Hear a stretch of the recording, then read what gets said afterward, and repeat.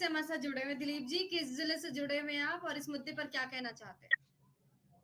जी ma'am नमस्कार। सबसे पहले मैं आपको बधाई देना चाहूंगा कि आपने हमारी आवाज को उठाया है।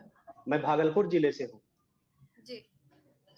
तो आज का जो मुद्दा है कि विलेन को, हाँ जी जी जी, आप आज का जो मुद्दा था विलेन को, तो मैं कहना चाहूंगा ये आज से नहीं, ये स्टेट 3.5 वर्षों से जब भी सरकार बहाली के मूड में आती है, जब भी सरकार का होता है कि अब नियमावली आएगी, कुछ ऐसे लोग हैं पटना में जो ऐसे एक्टिव हो जाते हैं और सरकार को गलत गलत ढंग से आवेदन देके बरगलाने की कोशिश करने लगते हैं और सरकार को इस तरह डाइवर्ट करते हैं कि फिर वो अपना फैसला वापस लेने के लिए मजबूर हो जाती है कि क्या नियमावली अभी देना सही होगा, क्या बहाली को अभी देना सही होगा। इस संदर्भ में अभी कुछ दिनों से सचिवालय में आवेदन जा रहा था कि यूपी के तर्ज पे, राजस्थान के तर्ज पे स्टेट अंकों पे बहाली हो। तो मैंने भी जब इस चीज को देखा तो मैंने जाके ये आवाज उठाया कि जब यूपी और राजस्थान के तर्ज पे बहाली मांग रहे हो भाई, तो सुपर टेट करवा लो। यूपी और राजस्थान में तो सुपर टेट भी होता है। इस बात पे इन्हें बुरा लगा। दूसरा बात कि आपने एक सवाल किया था कि एक शिक्षक अभ्यर्थी को आपत्ति क्या हो सकती है।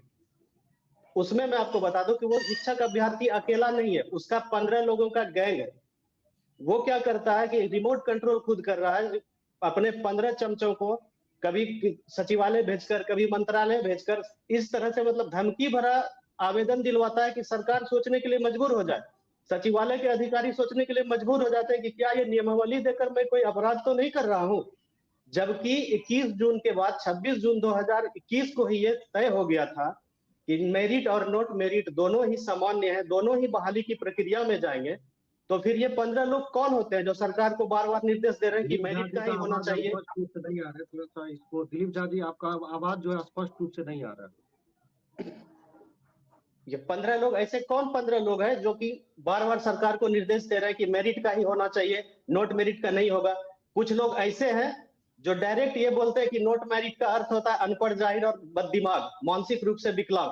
क्या वो लिख के ये चीज दे सकते हैं कि नोट मेरिट का मतलब अनपढ़, जाहिर और बददिमाग होता है? तो फिर ये क्यों अफवाह फैलाया जा रहा है, क्यों बोला जा रहा है? मैं बार बार इन चीजों को देख रहा हूं।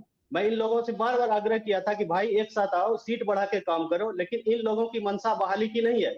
अभी 24 तारीख को नियमावली आने की बात हो रही है, ये लोग पहले से ही सरकार को धमकी देके बैठे हुए कि हम पैदल मार्च निकालेंगे। क्या पैदल मार्च इस बहाली का सोल्यूशन है? या सभी छात्र एक मंच पे आके अगर सीटों की डिमांड करें, बहाली की डिमांड करें, तो वो सोल्यूशन होगा? कोई बताएगा इसको? दूसरी बात, मैम पिछले बार भी डिबेट में मैंने 2 सवाल रखा था और आपने दोनों सवाल को उठाया था, इसके लिए भी मैं आपको धन्यवाद देता हूं। मेरा पहला सवाल है, मेरिट के अभ्यर्थी गौतम जी जुड़े हुए हैं, गौतम जी मुझे जवाब देंगे कि जब 37,440 सीटों के लिए मेरिट बनी है, तो वो 37,440 सीट कहां पे है? जिस मेरिट के लिए आप लड़ रहे हैं 37,440 सीट के लिए, वो 37,440 सीट है कहां? उसका जवाब दीजिए। अब मेरा दूसरा सवाल था कि मेरिट के अंकों पे आप बहाली मांग रहे हैं, ठीक है, मैं समर्थन करूंगा, लेकिन 2011 जो पास आउट है 110 115 अंक लाके हैं, अब मेरिट 108 अंकों पे भी बना है, तो वो कहां जाएंगे इस बहाली में? आप तो अपनी बहाली की बात करते हैं, 2011 वालों का क्यों नहीं सोचते? उनका भी तो लाइफ टाइम हो गया सर्टिफिकेट की वैधता। इसका जवाब कौन देगा? तो मेरिट के अभ्यर्थी जो भी जुड़े हैं, मेरे इन 2 सवालों का जवाब दे दे। उस दिन तो नहीं दे पाए थे, आज ही ठीक ढंग से दे दे। गौतम जी जवाब देंगे। गौतम जी अगर सुन रहे हैं तो इसका जवाब दीजिए।